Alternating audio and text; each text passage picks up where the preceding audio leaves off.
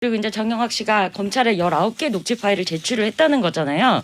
근데 이제 검찰은 이 부분을 갖고 분석을 하고 있는 거고 이제 서초동에 있는 거는 이제 확실한 거죠. 네? 그런데 이제 어제랑 그제는 여의도에도 이 녹취 파일이 있느냐. 김태현의 정치쇼. 자, 이슈가 너무 많아요. 너무 많아서 일단은 오늘 나온 뉴스들만 먼저 정리를 해볼게요. 제일 중요한 거 대장동 의혹 관련해서. 손지훈 기자. 네. 뭐 개인마다 뉴스를 보는 중요도를 판단하는 기준은 다를 수 있는데 저는 법조인이라서 그런지 변호사라서 그런지 제 눈을 제일 사로잡은 건 김만배 씨가 네. 이재명 지사 전원합의체 무죄 판결 전후로 해서 권순일 대법관을 8차례 만났다. 대법관실에서. 이거 어떻게 봐야 돼요? 네, 그래서 이제 오늘 좀 오후에 저희가 그거 관련해서 소식을 알 수 있을 거예요. 오늘부터 이제 문재인 정부 마지막 국정감사가 시작을 되는데 오늘 법사위 국감이 있고요. 대법원 국감이 있습니다. 오늘요? 네, 그러면 이제 이 부분이 아주 집중적으로 거론이 될 거고. 이 문제를 제일 처음에 제기한 사람이 국민의힘의 전주의 의원인데 네. 법사위 멤버니까. 그래서 오늘 이제 국감에서 집중적으로 이 얘기가 나올 것으로 보이고요. 그러면 이제 대법원 쪽에 설명도 있을 겁니다. 네.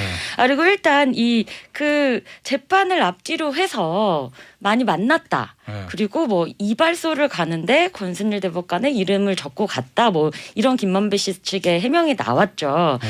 근데 지금 이제 뭐 청사마다 기준이 다 다르긴 한데 지금 코로나 시국 점 이후에는 아예 이제 뭐 며칠 전에 신청을 하지 않으면 청사에 들어갈 수 없고요. 그리고 지금은 이제 뭐 코로나 이전과 이후 시기가 조금 겹치는데 법원에 그렇게 제일 높은 수장의 이름을 적고 이발소를 사용하는 게 가능한지 부분은 좀 잘 모르겠습니다. 예. 아니 저희가 뭐 단정할 수 있는 건 아닌데 시기가 묘한 게 소부에서 전월합의체로 회부된 다음 날 있고 그 전에도 있었지만 네. 이재명 지사 무죄 판결 난 다음 날 뭐 이 날이 딱딱 날짜들이 좀 애매모호하게 걸려서 그래서 이제 전주의 의원은 아예 대놓고 재판 거래 의혹이다 이렇게 얘기는 하고 있는데 글쎄요 이거 어떻게 봐야 돼요? 일단은 근데 이 재판 과정하고 방문 날짜가 맞물려 있는 것도 의구심을 증폭시킬 수밖에 없는 거겠지만 근데 그걸 떠나서라도 너무 자주 방문한 것이 아닌가. 네, 저는 법조 기자라는 거를 뭐 감안을 하더라도 예. 그래서 좀 선의로 생각을 일부러 선의로. 해보자면 법학 연구를 하신 게 아닌가. 법학 연구를 위해서 대법관 인터뷰가 필요했던 것이 아닌가. 네, 왜 이렇게 자주 하셨을까 그 부분은 좀 의문은 있습니다. 오늘 뭐 법사위 국감이니까 그걸 좀 보도록 하고 다른 대법관하고는 그러면 자주 만났는가 이런 부분을 좀 같이 대비해 보면은 조금 윤곽이 나오지 않을까 싶기도 합니다. 뭐 법조 기자니까 다른 대법관들로 다 이렇게 돌아가면서 취재하고 그랬다고 하면 뭐 인터뷰했다 뭐 그럼 뭐 그럴 수도 있는데 왜 유독 권순일 대법관만 집중돼 있냐 그 문제 말씀하시는 거구나. 만약에 그렇다면 자, 그 또 하나 어제 이제 그저께부터 이제 난리잖아요. 그 녹취록 정영학 회계사의 녹취록을 가지고. 근데 어제 이제 유동규 씨한테 금품을 전달해준 정황이 있다. 뭐 이런 단독 보도들이 있더라고요. 그건 우리가 어떻게 해석을 해야 되는 거예요? 만약에 그 보도가 맞다고 하면. 그건 좀 확인을 해봐야 되겠죠. 뭐 돈다발 사진이라고 했었나요? 뭐 그런 내용이었는데 그거는 그 사진만 놓고 판단할 수는 또 없는 거니까 좀 추가적인 작업이 필요하지 않을까 싶고 이 녹취록 내용이 이제 뭐 이익을 어떻게 나눌 것이냐 또 어떤 실소유주 문제 뭐 이런 것들 소유 구조에 대한 것들 좀 망라해서 들어가 있는 것 같아요. 그러면 사실 이 그림에서 한패로 움직였던 사람들이 또 어떤 시점을 계기로 해가지고 흩어지거나 갈라지는 이런 상황이 또 충분히 있었을 수 있거든요. 그럼 또 이제 그게 뭐 뿔뿔이 흩어진 건지 뭐 아니면 편을 갈라서 그렇게 나눠진 건지 이런 것들을 좀 주목을 해볼 필요가 있겠죠. 그러면 이제 돈이 오고 간 것도 그 라인에 따라서 오고 갔을 가능성이 높겠죠. 근데 유동규 씨는 전면 부인한 거잖아요. 네, 전혀 관계가 없다 이렇게 부인을 했고요. 지금 이제 키맨들이 나오고 있고 그리고 이제 정영학 씨가 검찰에 19개 녹취 파일을 제출을 했다는 거잖아요. 근데 이제 검찰은 이 부분을 갖고 분석을 하고 있는 거고 이제 서초동에 있는 거는 이제 확실한 거죠. 그런데 이제 어제랑 그제는 여의도에도 이 녹취 파일이 있느냐. 정의학 씨가 여의도이네요? 이제 여의도에 뭐 특정 캠프라든지 특정 정당에 혹시 이걸 제공했는지가 네. 좀 엄청 뜨거운 이슈였어요. 어저께. 예, 그래서 이제 뭐 제보가 들어온다, 뭐 네. 이런 이제 여러 캠프들의 이야기도 있었고, 그리고 국민의힘 이준석 대표 같은 경우에는 이제 어떤 저희가 요즘 좀 정체불명의 리스트들이 돌아다니는데 이제 그에 기반해서 여러 이름들이 나오는 것 같다, 이제 이런 언급도 직접 하기도 했습니다. 정영학 씨가 검찰에 제출한 거 맞고, 네, 뭐 맞습니다. 예를 들어 본인의 보험용으로 언론사에 제출했을 가능성도 제공했을 가능성도 배제할 수는 없는데. 네, 그 부분도 그게- 지금 네. 언론사들이 어디가 갖고 있느냐, 네. 어디서부터 단독 보도를 시작할 것이냐, 이 부분 굉장히 촉과 곤두세우고 있습니다. 단정적으로 단독 보도 제일 많이 쓰는 언론사 있으면 거기다 제공했을 가능성이 높겠죠. 뭐. 근데 만약에 여의도까지 제공했다고 하면 이거 완전 얘기가 다른 문제네. 근데 없는 것 같습니다. 여의도에. 그래서 저도 이제 어제 취재하면서 막 어느 캠프에 있는 거 아니냐, 막 네. 이런 이제 질문을 많이 받았는데 없는 것 같습니다. 그렇구나. 이준석 대표가 지라시 오브 지라시 노릇을 네. 한 것 같아요. 아, 그래요? 네. 네. 좀 안 꺼내도 될 얘기는 아니었을까 싶습니다.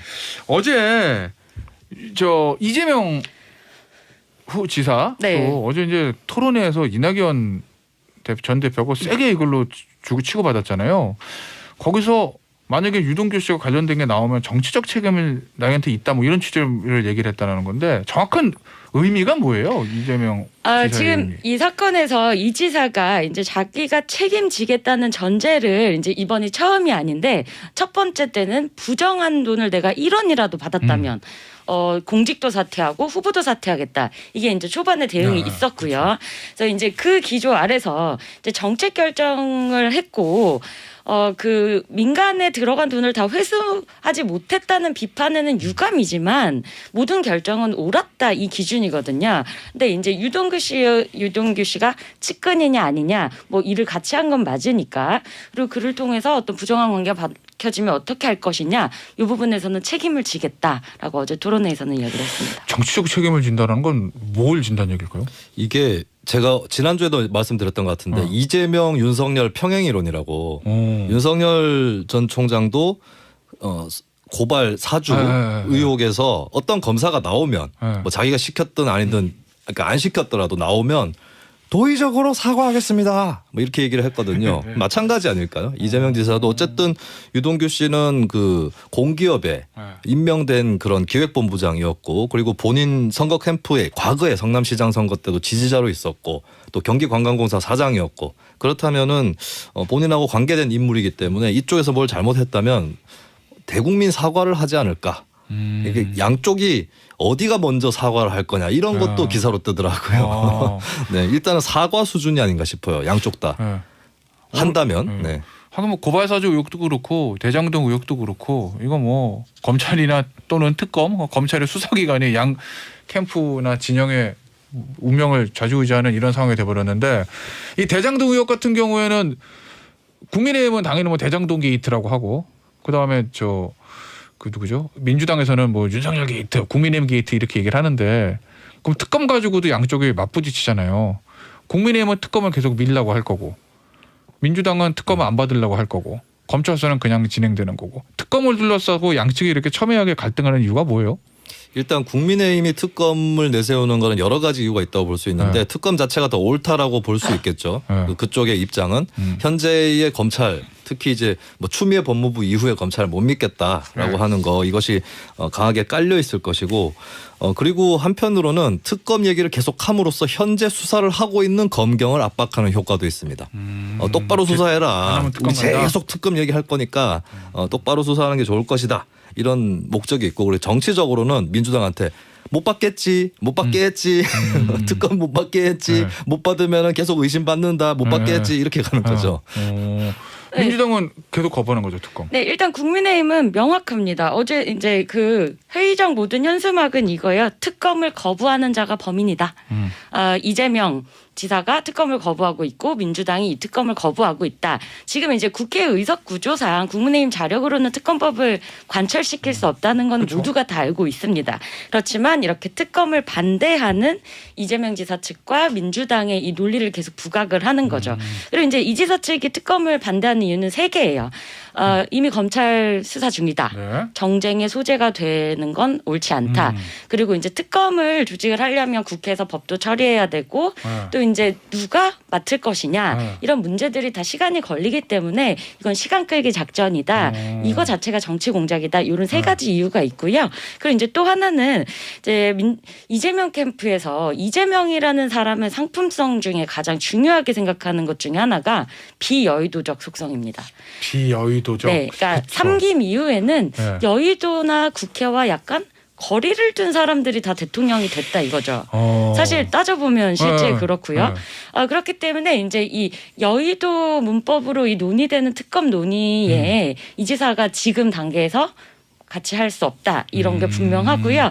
그러나 단 하나는 이제 지금은 민주당 경선 과정이기 때문에 이 민주당 지지층과 진영을 결집하는 효과는 분명히 노리고 네. 있으나 경선 후에는 조금 좀 전략이 수정될 수도 있지 않을까 이런 전망도 나옵니다. 근데 합수본 이낙연 전 대표가 제안했던 합수본은 네. 받겠다는 거예요. 어제 토론에도 그 얘기를 하더라고요. 네, 합수본은 받을 수 있다. 본인은 이미 이제 수사를 자청을 했고 검찰 수사 중이지만 네. 뭐 여러 수사기관들이 합해서 같이 이거는 이제 시간이 뭐 따로 필요한 건 아니잖아요. 그러니까 이 부분은 동의를 했습니다. 그러니까 수사 자체로 끝날 수 있는 합수본 수사든 검찰 네. 수사든 뭐 공수처 수사든 수단 다 받겠으나 특검은 정치 공세가 될 수 있으니까 받을 수가 없다 이런 취지시구나.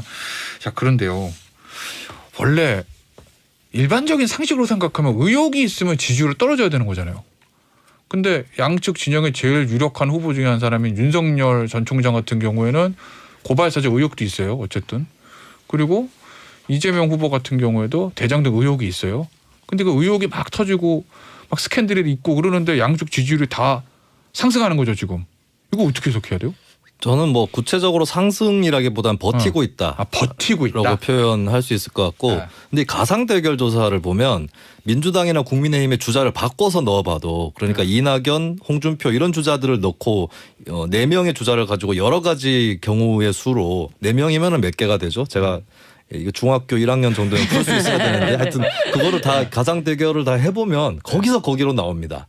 그러니까 이 판 자체가 사람을 떠나서 판 자체가 정해져 있는 게 있어요. 진영의 결집이고. 그렇습니다. 그리고 이게 특이한 거는 대선 주자 호감도 비호감도 조사를 해보면 다들 비호감도가 높습니다. 심지어는 어떤 주자를 가상 대결에서 지지하는 사람조차도 그 주자에 대해서 비호감인 경우가 섞여 있다는 거거든요. 이건 뭘 의미하느냐. 누군가가 싫어서 한쪽으로 결집하는 판이다.